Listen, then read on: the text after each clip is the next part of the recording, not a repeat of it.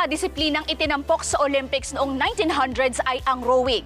Dahilan kung bakit isa ito sa pinakamatandang sport sa mundo. Hindi naman nagpahuli ang Pilipinas. Sa katunayan, ilang atleta ang sumagwan sa larangang ito. Una na dito si Edgardo Mayrina na nagkwalipika noong 1988 Seoul. Matapos ang mahigit isang dekada, nakapasok naman si Benji Tolentino sa 2000 Sydney at sinundan nito ni Chris Nevares sa 2022 Tokyo. Sa paparating na 2024 Paris Olympics, isa na namang Pinoy ang magkakaroon ng pagkakataon na makapag-uwi ng medalya sa bansa. Kilalanin natin siya sa episode ngayong araw.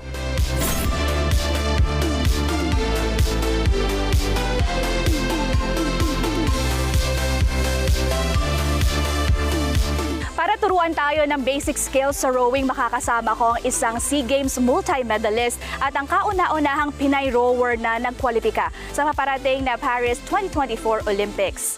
Walang iba kundi si Miss Joanny Delgaco.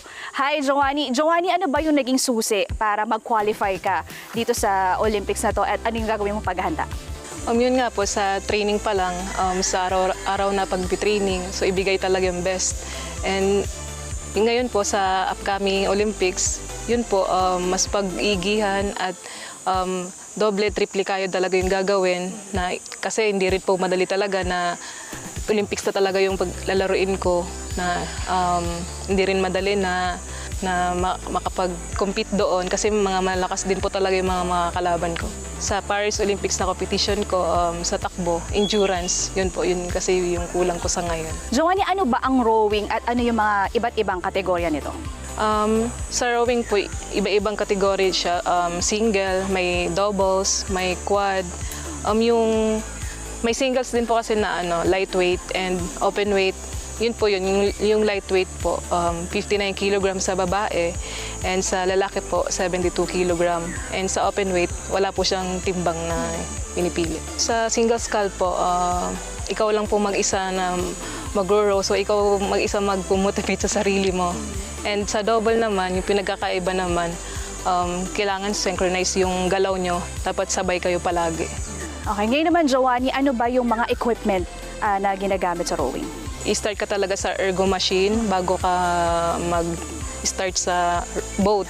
Yun po talaga yung sa beginner talaga. Doon ka mag-start sa ergo machine muna. Kasi sa boat, magaslaw siya balance talaga kailangan. Yung ergo machine namin, may rin siya, may slide din. Kagaya nito, may slide din yung upuan niya gumagalaw.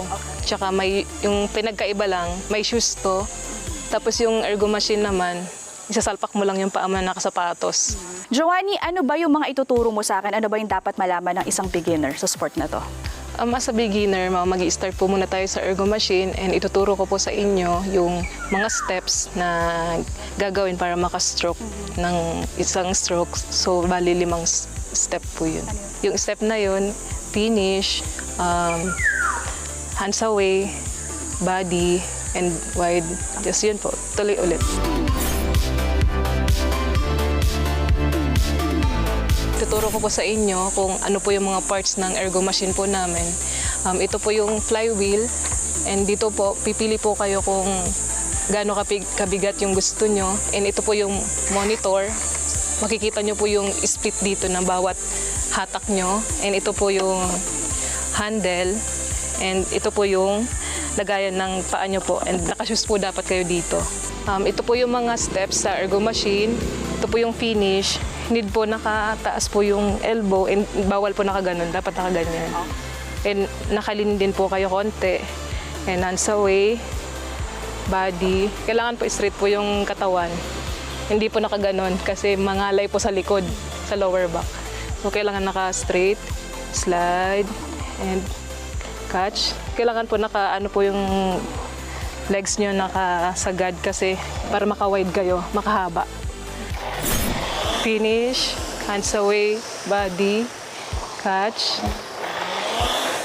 Yun po, yung 5 steps na tuloy-tuloy po. Ito lang po.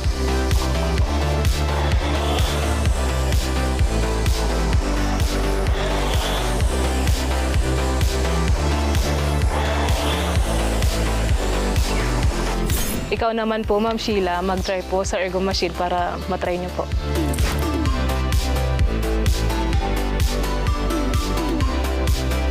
Opo. Kailangan relax yung braso na naka-straight. Straight yung legs. Body. Yan. Body pa po. Yan.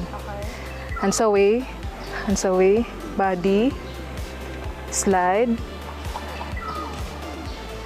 Okay, finish. Sipa. Okay, hands away.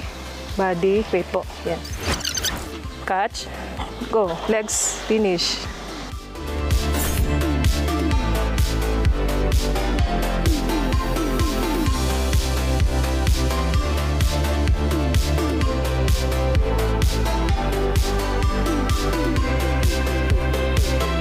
Tulad ng ibang atleta, pangarap ni Giovanni na makapag-uwi ng medalya mula sa prestigyosong torneo na ito para sa bansa at patunayang kayang makipagsabayan ng Pinay sa sport na ito.